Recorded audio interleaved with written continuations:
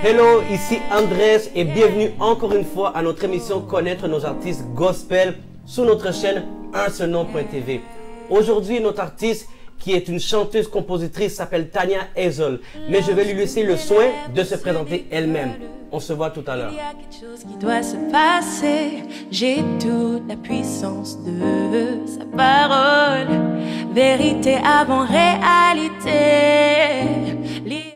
Salut Tania, comment tu vas? Ah, je vais super bien. Je suis tellement contente d'être avec toi aujourd'hui. Et moi et pour toute l'équipe, c'est une joie de te recevoir. Merci d'avoir accepté pour commencer. Vraiment, c'est un plaisir. Merci beaucoup. Est-ce que, juste avant de continuer, est-ce que tu pourrais te présenter au public juste pour que les gens sachent un peu qui tu es? Ah, par où commencer? Ben, je m'appelle Tania Hazel, j'ai 27 ans, je viens de Montréal. Je suis d'origine haïtienne.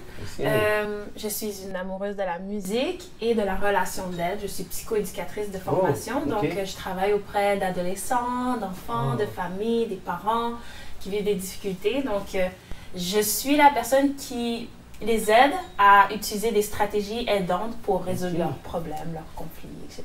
Ah, c'est bon, parce que c'est un merveilleux travail. Parce que je m'associe un peu avec toi parce que bon, je suis comme dans le même milieu un peu avec les gens, donc j'aime vraiment ça. Et dis-moi, tu as dit que tu es une amoureuse de la musique. Ouais. Et cet amour-là, d'où elle sort? Tous mes souvenirs, c'est moi qui écoute de la musique, essaie de reproduire ce que la chanteuse ou le chanteur fait depuis que je suis tout petite. C'est quelque chose, la musique, ça me parle, ça vient me rejoindre sur plusieurs aspects. Les artistes, on est connus pour être des personnes plus sensibles. C'est vrai. Et c'est vraiment par la musique que j'arrive à mentaliser mon vécu, mes propres émotions, mettre un sens à ce qui se passe dans ma vie. Tu vois, mais à quel moment, genre, est-ce que c'était parce qu'à un moment donné, tu regardais une émission ou tu es allé dans un show, un concert? À quel moment est-ce que tu as réalisé que, wow, c'est ça, c'est la musique, ouais? C'est difficile à dire, en vrai, parce que je te dirais on dirait que ça a tout le temps vraiment été en moi. C'est un don que Dieu a mis en moi. Et puis, je peux pas te dire qu'il y avait un spectacle qui m'a fait faire révélation ou bien une émission. Tu sais, comme un peu tout le monde, on a regardé American Idol, des émissions comme ça, mais je savais que c'est une manière à laquelle j'aime communiquer avec les autres, c'est par le chant. Est-ce que tu pourrais me parler un peu de ton processus? Tu sais, aujourd'hui, on peut voir ici, il y a un album et tout. Donc, félicitations pour cet album. Merci. Et juste savoir ton processus avant d'arriver à cet album-là. Comment est-ce que ton processus du départ, vraiment du début jusqu'à aujourd'hui, si tu peux nous en parler, s'il te plaît. Le processus. Ben, premièrement, l'album s'appelle Nos échanges. Nos échanges. Et puis, un peu comme qu'est-ce qu'on est en train de faire, toi et moi, c'est ça l'inspiration. Nos échanges, c'est les discussions que j'ai eues avec Dieu. Donc moi, ce que je disais à Dieu, comment Dieu m'écoutait, et ce que Dieu me disait et comment moi je le recevais. Et c'est l'inspiration derrière chacune des chansons. Et puis, moi j'ai écrit chacune des chansons parce que pour moi c'est important, c'est de mettre un peu ma vie sur une séquence audio, de mettre un peu mon témoignage, partager sur mes émotions, aider les gens aussi à vivre ce qu'ils vivent sans le faire dans la culpabilité, mais le faire dans la présence de Dieu. Et puis, en fait, je suis venue, j'avais quelques idées de chansons, et là, j'ai rencontré mon producteur, Ricard Hyacinthe, super beau producteur. Shout out. Shout out, vraiment, qui, lui, m'a reçu avec beaucoup de foi, parce que j'étais quelqu'un, quand même, tu sais, j'avais des rêves, mais j'avais pas pleinement confiance en moi. Je pense que je portais sur moi encore un sentiment un peu d'imposteur, de l'idée, parce que moi, vraiment, je peux faire un album, est-ce que vraiment... Et je me remettais beaucoup en question, donc j'étais difficile envers moi-même, et j'étais aussi difficile envers les autres. Et puis, lui, il m'a accueilli, et puis il a dit, OK, t'as ça en tête, on crée. Donc là, on avait des séances ensemble et on créait de la musique, Et ça en est découlé 8 magnifiques chansons que je suis tellement contente de partager. Et puis, c'est ça a été moi, regarder à l'intérieur de moi, voir qu'est-ce que Dieu voulait que je communique avec les autres, ce que Dieu voulait que je réalise pour ma propre vie et le mettre à l'écrit. Et puis voilà, c'est devenu des chansons. C'est que, félicitations pour ça, puis je trouve que c'est un beau parcours. Puis ce qui a attiré mon attention, c'est que tu mentionnes beaucoup Dieu et notamment on est dans une émission pour faire connaître nos artistes gospel, gospel qui veut dire bonne nouvelle. Donc c'est sûr qu'on a ce lien avec la foi à Dieu, mais tu as mentionné beaucoup Dieu. Et comment est-ce que, avant de dire comment est-ce que tu as rencontré, est-ce que tu crois en Jésus? Est-ce que tu crois, tes croyances, voilà. Absolument, je crois en Jésus, je le reconnais comme mon sauveur et celui vraiment qui a vu mon âme, qui était attristée et qui en a pris soin et qui continue à prendre soin de mon âme. Donc, il est définitivement le centre de tout ce que je fais et le centre aussi de cet album. Amen. Oui. Et ta rencontre avec lui, comment ça s'est passé? Magnifique rencontre. Je dirais que Dieu m'a attirée par la musique, en premier lieu. J'étais rendu à un moment, arrivé au cégep, où est-ce que je sentais que j'avais le goût de sortir de ma coquille et chanter davantage, mais je me remettais beaucoup en question. Et là, à un moment, il y avait un groupe de chanteurs qui étaient venus à mon cégep et eux, ils sont spécialistes pour l'improvisation et tout. Et ça avait capté mon attention. C'était des chanteurs séculiers. Et puis, là, j'avais commencé à fréquenter les lieux à laquelle ils performaient. Et puis, je sentais, je veux faire de la musique davantage. Et en même temps de rencontrer ces artistes plus séculiers, j'ai commencé à rencontrer des personnes, des adorateurs. Et puis, en rencontrant ces gens-là, j'essaie de comprendre qu'est-ce qui les pousse à chanter comme ça pour Dieu? Parce que dans mon impression, ayant grandi, j'allais à l'église occasionnellement, mais j'avais pas donné mon cœur à Jésus-Christ. Et puis là, j'essaie de comprendre, ok, eux, ils chantent une expérience que je n'ai pas eue. Et là, ça piquait ma curiosité, ma curiosité. Et à un moment donné, j'ai commencé à aller à l'église, aller dans des études bibliques. Et puis, j'ai réalisé que j'avais pas cette relation comme les autres l'avaient. Et puis, donc, il y avait tout ce volet où est-ce que Dieu m'attirait par la musique en mettant des gens autour de moi, des musiciens, des adorateurs. Et il y avait en même temps, dans ma famille, il y avait une situation familiale qui était très difficile, à laquelle j'avais vraiment besoin de restauration, que la réconciliation s'opère. Et puis, comment Dieu a manifesté sa puissance dans ma vie, c'est vraiment qu'à un moment donné, quand j'ai donné ma vie à Christ, j'ai accueilli Dieu comme mon Père. Et le lendemain, Dieu a mis en œuvre une réconciliation dans ma famille. Donc, une journée après, c'était quelque chose qui est venu apporter tellement une guérison à mon cœur que là, depuis, ça a chamboulé ma vie et ça fait en sorte que j'ai décidé de marcher avec Christ tous les jours de ma vie et de partager ce message de réconciliation avec tout le monde. Amen, voilà. Amen. J'essaie, c'est tellement une longue histoire et on essaie de... Je pense que si on avait plus de temps, j'aurais dit continuer. Et je trouve que c'est une belle manière aussi d'évangéliser, de transmettre ce que Dieu a mis en toi. Puis je trouve que c'est très inspirant personnellement et je suis persuadé que là-bas à la maison, les gens qui vont écouter, il y en a beaucoup qui vont s'identifier avec toi. Parce que des problèmes familiaux, moi-même j'en ai eu du côté de mon père, il y en a d'autres qui en ont, puis on peut s'identifier. Puis la musique, moi-même, j'aime beaucoup la musique, chanter, écouter la musique, j'aime beaucoup ça. Mais j'aimerais savoir de ton côté, Tania, comment tu fais le lien entre la foi et les chansons que tu composes. Mais je te dirais que qu'est-ce que j'ai réalisé au-delà même de la musique, ce qui me passionne le plus, c'est partager l'évangile. Et qu'est-ce qu'on voit, c'est que l'évangile au final, c'est, quand on lit la Bible, c'est une succession d'histoires, de vécus. Des gens comme monsieur, madame, tout le monde qui ont une histoire. Et j'ai vu que j'aime partager moi aussi des histoires. I'm a storyteller. Et puis je vois la musique comme une manière de partager plusieurs histoires.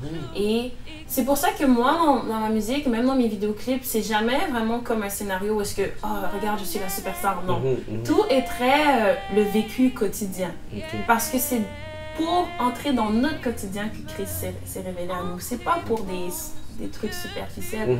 Donc, pour répondre à ta question, je vois vraiment ça comme le fait de partager des histoires et c'est comme ça que les gens ils s'identifient au fait. quand on raconte, ah ben moi j'ai vécu telle chose, et bien la personne dit, eh, mais moi aussi. Alors si Dieu l'a fait pour toi, il peut le faire pour moi aussi. Et c'est un peu comme, moi c'est un de mes passages préférés, là, la femme samaritaine. Oui, la femme samaritaine. La femme samaritaine, le fait que Jésus-Christ il a fait un détour dans son chemin pour la rencontrer, et il lui a dit, je connais ton histoire et je t'accueille, je te reçois.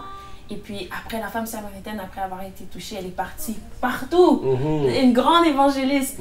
Donc moi, je me vois un peu comme, malgré que j'ai pas le même vécu que cette femme, mais je me vois aussi comme cette personne que Dieu a rencontrée malgré toutes ces épreuves et que Dieu a accueillie et à laquelle je peux juste, je dirais, Dieu a fait ça pour moi, Dieu a fait ça. Donc un peu dans cette même élan et excitation que cette femme, elle avait, c'est comme ça que je vois la musique et comment je veux partager l'évangile.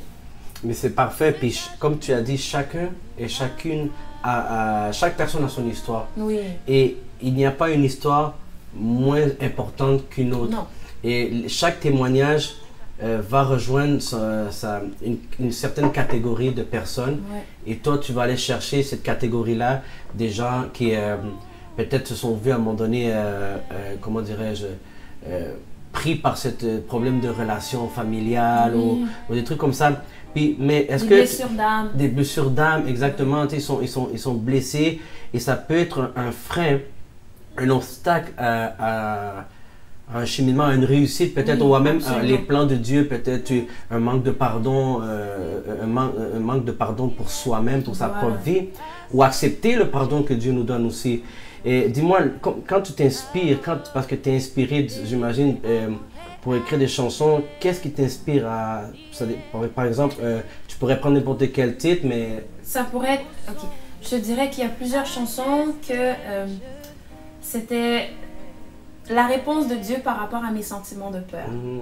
La réponse de Dieu par rapport aux doutes que j'ai envers moi-même. Donc la première chanson qui s'appelle « Je me ris de l'avenir », c'est vraiment... Les premiers couplets, ça dit... Bon, mais comment je vais réussir à faire telle chose? J'ai pas les finances. Ou j'ai pas les supporters. Ça, c'est toutes mes pensées, les pensées humaines à laquelle Jésus-Christ il compatissait envers nous.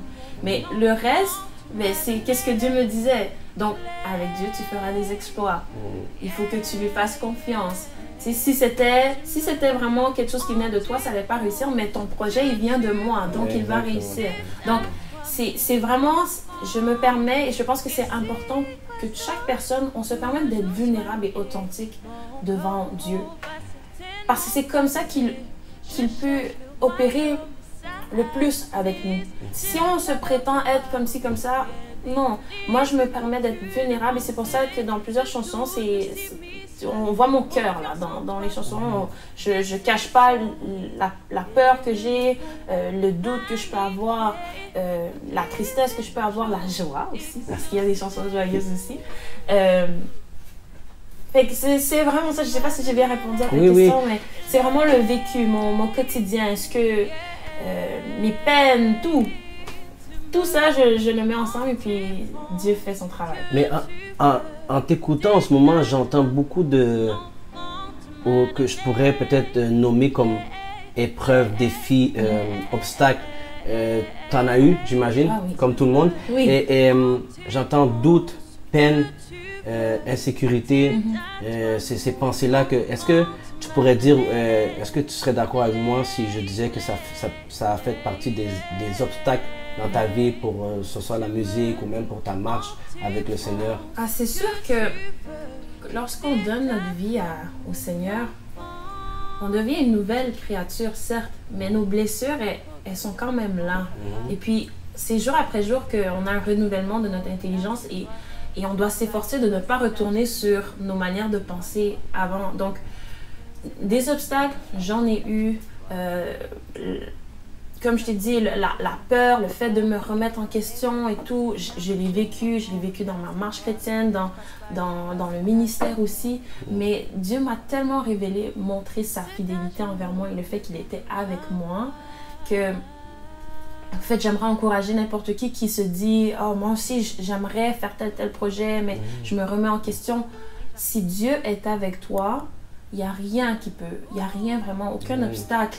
Même si tu vis une défaite qui semble être une défaite aux yeux des hommes, mais même cet événement-là est là pour te fortifier, pour te rendre encore pour te rendre meilleur et avoir une plus grande crainte envers Dieu, une plus grande dépendance envers lui.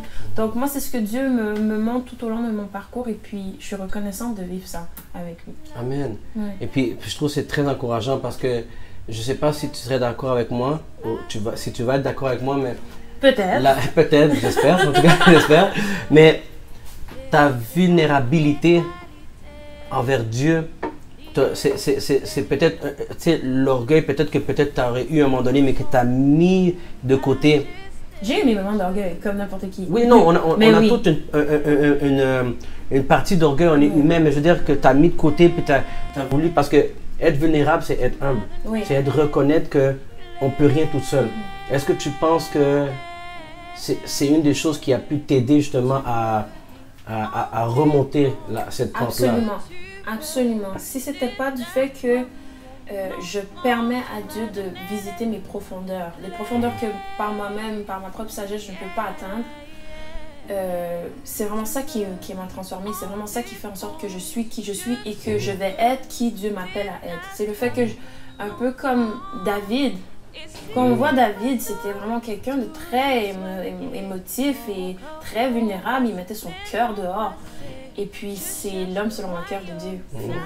Donc, je me dis, bon, si David était comme ça, Dieu me permet aussi d'être comme ça. Vrai, et puis, Dieu le reçoit. Et puis, ça, je pense que ça lui fait plaisir qu'on vive n'importe quelle émotion, mais dans sa présence. Et c'est là qu'on en ressort encore plus fortifié et qu'on peut aussi déverser sur les autres. Et c'est ça mon objectif. Je veux pas que les choses que j'ai pu vivre et que je vais vivre, je les garde pour moi et que je perds une occasion de fortifier quelqu'un d'autre qui vit la même situation ou une situation similaire. Je pense qu'on est vraiment appelé à partager en ce sens-là, que ce soit par une émission, comme tu fais, que ce soit par une chanson, que ce soit par cogner dans les portes dehors et puis donner de la nourriture, peu importe, mais on est appelé à partager, à se donner comme Christ s'est donné pour nous. Donc, voilà. Et puis aujourd'hui, admettons, tu as passé par toutes ces épreuves-là et puis tu as surmonté ça. Est-ce que tu penses que c'est fini, les épreuves, les obstacles, il n'y en aura plus? Non, c'est pas fini. Excuse-moi. Non, c'est pas fini, c'est pas fini. Du moins, je me le souhaite pas, je veux pas attirer ça. Clair. Mais en même temps, Dieu nous travaille par ça. Je veux pas juste que Dieu me travaille par les épreuves. Ça c'est sûr. Je dis à Dieu, Seigneur, même si tu me bénis, je vais apprendre beaucoup de choses dans la bénédiction aussi. Mais je pense que justement, c'est ce qui nous fortifie. Il faut passer, on a des saisons dans notre vie. Il faut passer par là. Et Dieu est fidèle en toutes choses. Et il nous accompagne, il nous aide. Et on va en sortir tout le temps fortifié et en mesure de donner à soi-même, donner à l'autre aussi. Donc, ça, je ne me souhaite pas plus d'épreuves, mais j'accepte ce que la volonté de Dieu. Amen. Et puis, écoute, j'aime vraiment ton attitude parce que c'est le caractère de Christ qui, dans sa parole, on dit de veiller aux intérêts d'autrui, je paraphrase bien sûr, plus qu'à ses propres intérêts. Quand tu veilles, ce que tu fais, c'est pour l'édification du corps de Christ, pour les autres, mais Dieu s'occupe de toi, il prend soin de toi. Amen. Il prend soin de toi. Puis, dans ton album, je suis persuadé qu'il y a chaque chanson rencontre une histoire, mais aujourd'hui, tu vas en chanter une en particulier, et je vais laisser soin, je veux te laisser soin d'aller le présenter. Donc, on se voit dans quelques secondes. Je vous laisse le soin, je laisse soin Tania et Zol de vous présenter le chant qu'elle va amener pour vous. À tantôt. Merci, Andrés. De rien. Salut tout le monde, mon nom c'est Tania Ezold et aujourd'hui je vais vous chanter une chanson qui s'intitule Les Clés. C'est une chanson qui m'a beaucoup aidée dans mes moments de peur, dans mes moments de doute. Et je crois que cette chanson pourra également vous bénir. Elle figure dans mon album Nos Échanges, donc n'hésitez pas à l'écouter et la réécouter. Est-ce que vous êtes prêts?